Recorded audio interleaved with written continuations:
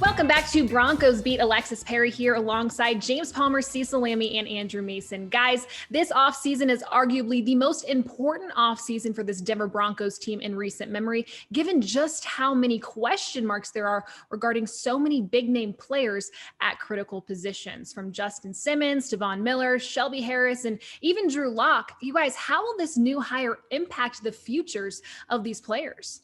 Yeah, huge impact and huge decisions coming up for this next general manager in terms of whose contracts are you restructuring. Von Miller would be in that category.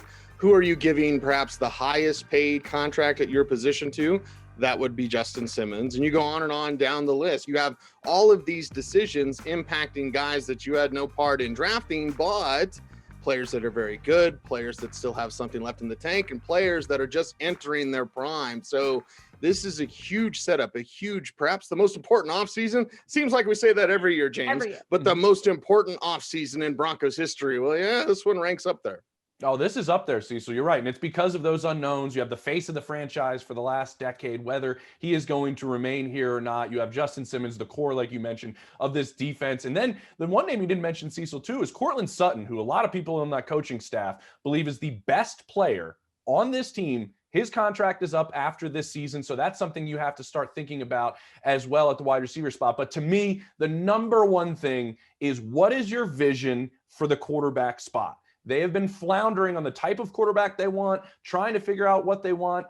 You need to have, Mace, a clear-cut idea of the skill set and the type of player you want to go after at the quarterback spot, whether that's Drew Lock, competing with Drew Lock, bringing somebody in, or going in entirely another direction. You need to make that clear and on the same page with Vic Fangio where you stand on the traits that you like about a quarterback moving forward. 100%, James. Not only the traits, but what type of quarterback, whether it's somebody in the draft or is it going to be a veteran? And there are really two categories of veterans. Is it going to be that kind of young career veteran where they have upside, you're hoping for Tannehill 2.0, perhaps, if they have to go in there? Exactly.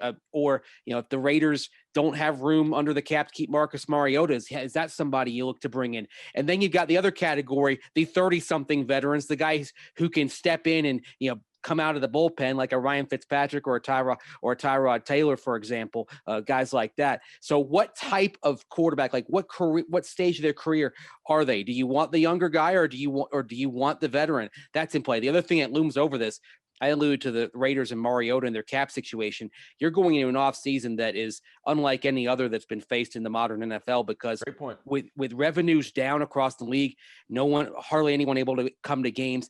You could have that cap going no lower than $175 million, but that's going to force some tough decisions league wide, and it's going to maybe crunch you a little bit. So you have the cap.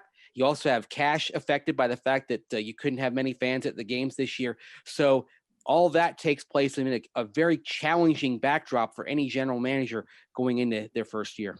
Well, speaking of tough decisions, number one, I was actually shocked that none of you three threw your name in the hat for this GM position. But let's just say, hypothetically, if you were hired as the GM and you had to make a tough decision right off the bat, what player or position would you make your number one priority?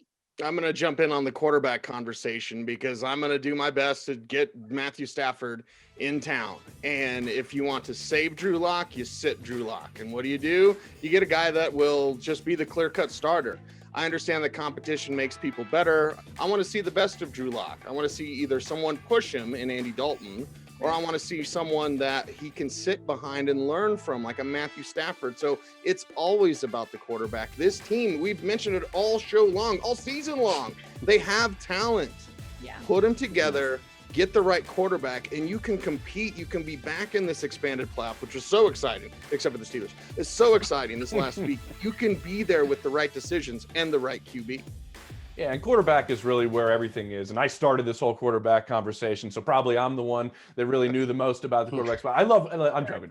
So I love what you're saying with Stafford, because at the same time, what we loved about this job and this team is a young core group of players, specifically at the skill positions.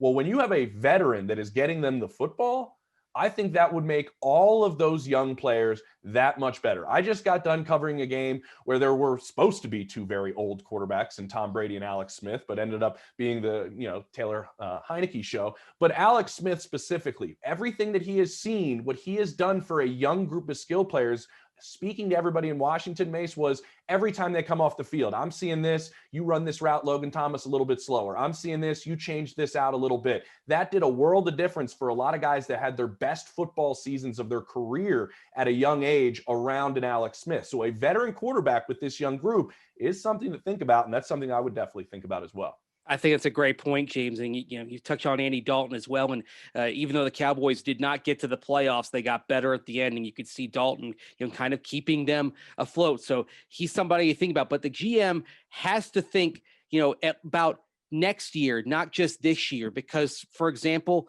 let's say you decide to go for that veteran type of guy to backstop Drew Lock and be there if Drew Lock doesn't develop. You may be thinking, oh, well, there are some quarterbacks, maybe not as many as in the 2021 class, but some that could be there worthy of the conversation. Keaton Slovis of USC, Sam Howell of North Carolina, for example.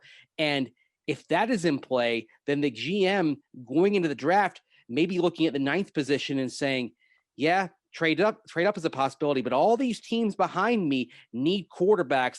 Maybe I can accumulate draft capital for 2022 that could facilitate a move up if Drew Lock is not the long-term guy. And then you could give Drew Lock another year, make sure he's backstopped with a veteran, and be in position to where even if you have a decent season, you can still have enough draft capital to move up if you picked up that extra first-round pick by moving down, say, 10 to 12 spots.